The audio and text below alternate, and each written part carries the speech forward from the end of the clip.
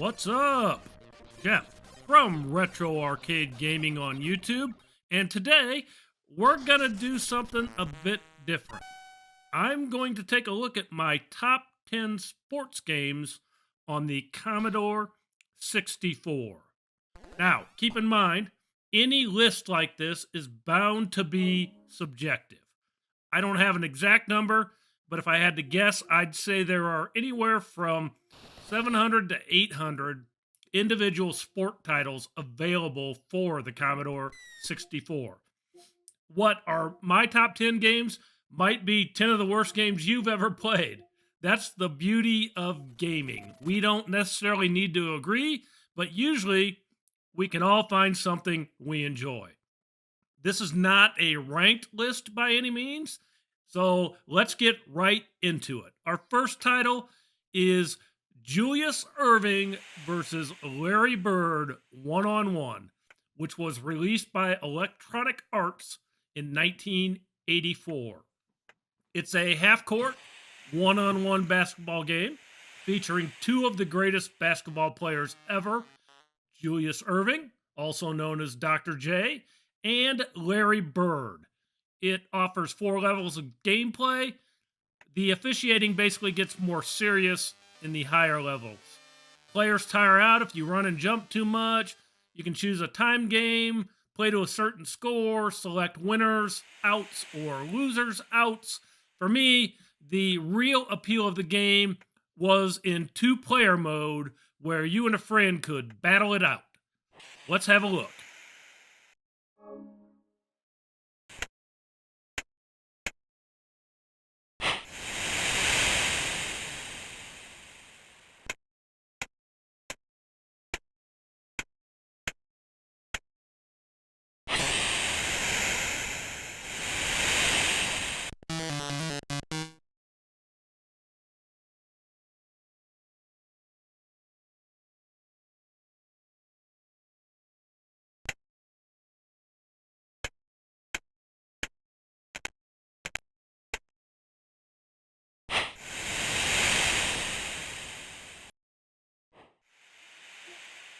Up next, and this should come as no real surprise, as I've played this in one of my Jeff Plays videos, only to rage quit after a few innings, is Star League Baseball. This was released by GameStar in 1983. The game changed the way baseball games were presented, in my opinion. Instead of an overhead top-down fashion, Star League Baseball presented the game from a fan's perspective, what I call a semi 3D perspective. Fly balls had shadows, grounders didn't. Baseball games have come a long way, but this still remains one of my favorites, if nothing else, for its simplicity.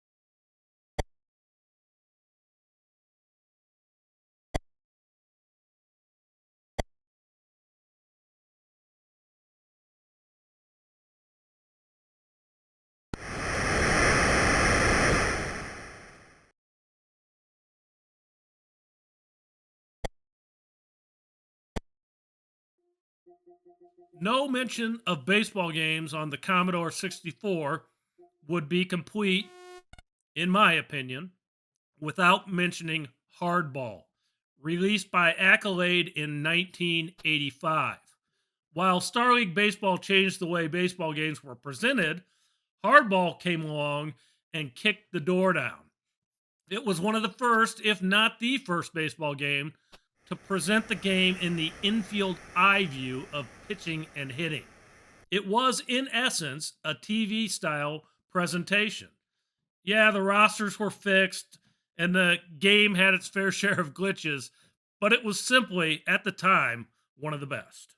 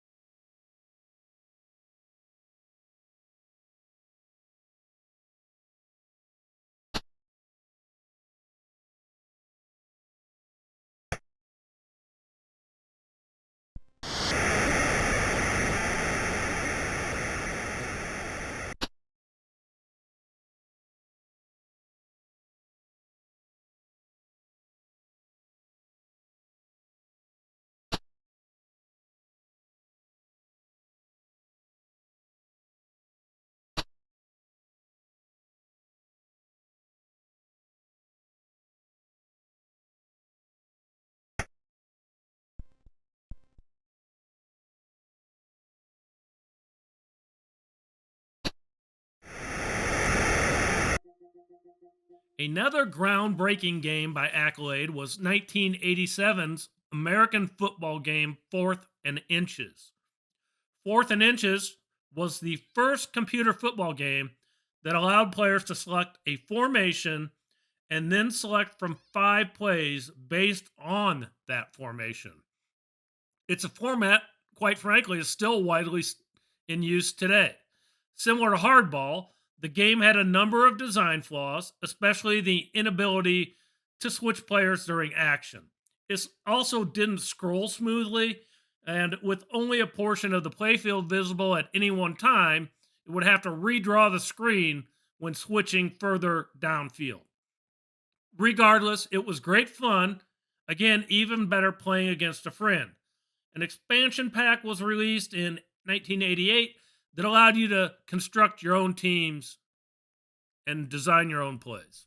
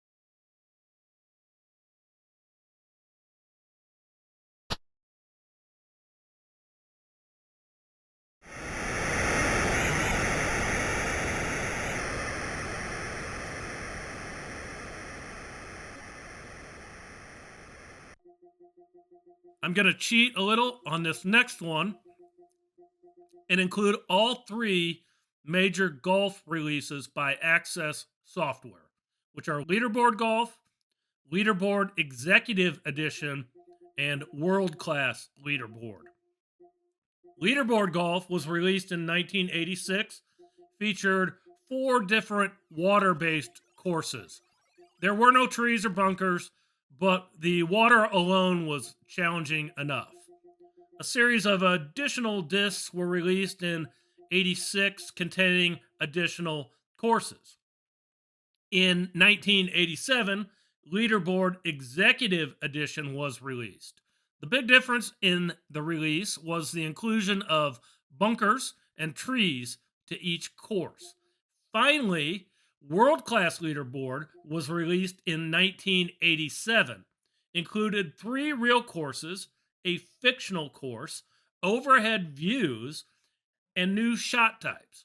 The Commodore 64 got some decent golf games, including Jack Nicklaus Golf. I think it was Mean 18 or something like that. But Leaderboard Golf was the game that broke the ground for all that followed.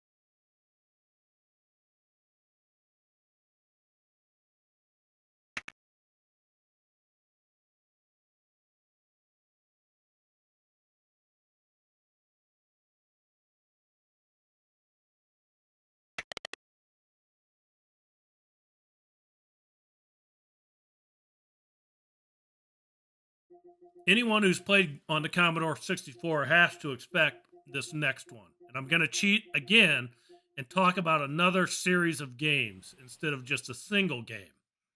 So, yeah, the list is actually closer to 14 or 15 games instead of 10. No list of greatest sports games on the Commodore 64 would be complete without mentioning the Epyx Games series. That includes Summer Games, Winter Games, Summer Games 2, and World Games. There was also California Games, which I'm not going to include because I never really played it that much. Also, if you talk to people that did play it, is equally as good as any of the other games series. Summer Games, released in 1984, featured the pole vault, platform diving, the 4x400 relay, 100-meter dash, gymnastics, swimming freestyle relay, the 100-meter swimming freestyle, and skeet shooting. Summer Games 2, released in 85, featured the triple jump, rowing, javelin throw, equestrian, high jump, fencing, kayaking, and cycling. Winter Games, also released in 85, featured hot dog, biathlon, figure skating, ski jumping, speed skating, free skating, and the bobsled. Finally, World Games, released in 86, featured 8 events that took place in different countries. The featured events were weightlifting, ice skate barrel jump, cliff diving, slalom skiing, log rolling, bull riding, the caber toss, and sumo wrestling. We're just going to quickly take a look at one or two select events from each title.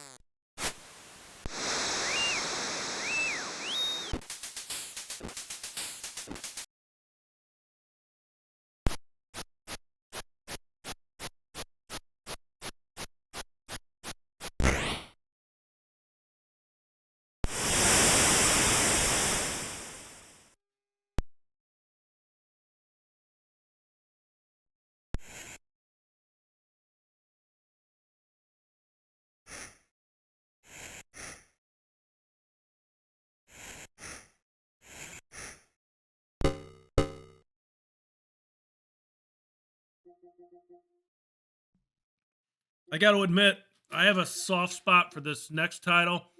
It was the first game I had on my Commodore 64 in cartridge format. Didn't matter the format, it was the first game I had on my Commodore 64.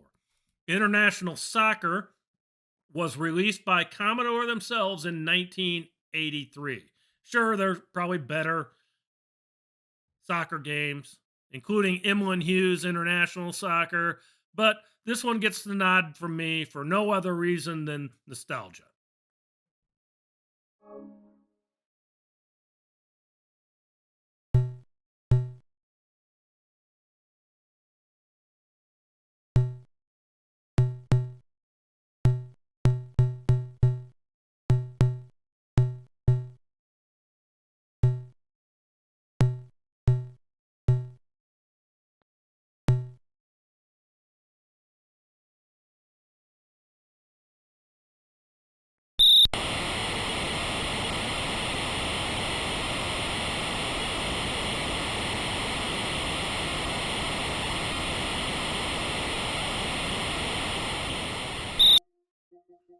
Another groundbreaking title released on the Commodore 64, this time in the form of a racing game. Epyx released Pitstop II in 1984. It was one of the first racing games to feature a split screen two-player mode where both players were shown on the screen at the same time, regardless of their on-track position. Fuel and tires would wear during the race, and pit stops were an important strategy. It doesn't necessarily hold up well these days, but back in the day, it was truly impressive.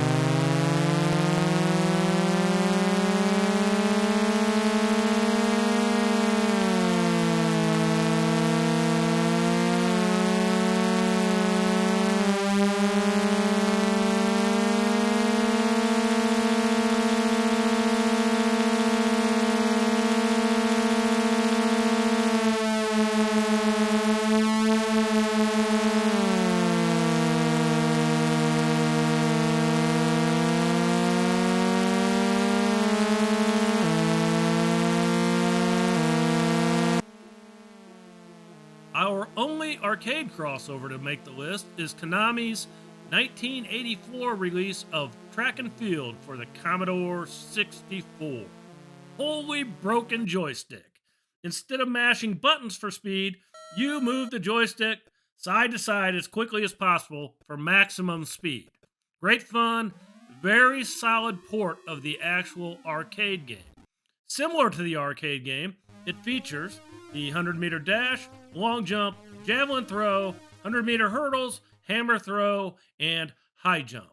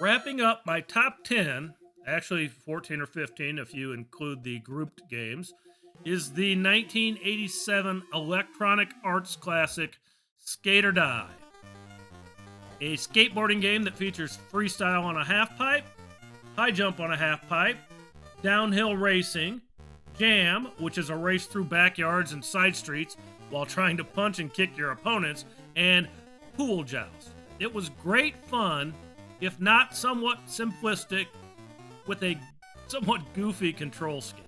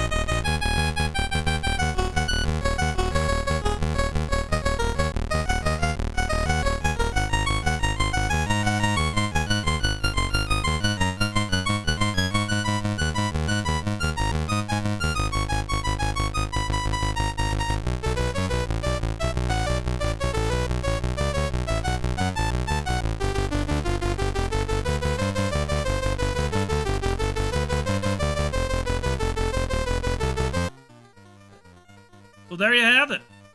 My favorite sport games for the Commodore 64. Got a game you think belongs on the list? Feel free, leave me a comment in the sections below. If you like my content, go ahead, hit that like and subscribe button. As always, your comments and suggestions for the content you'd like to see are always welcome. I got maybe a surprise that I promised I wasn't going to do anymore in store for my next video.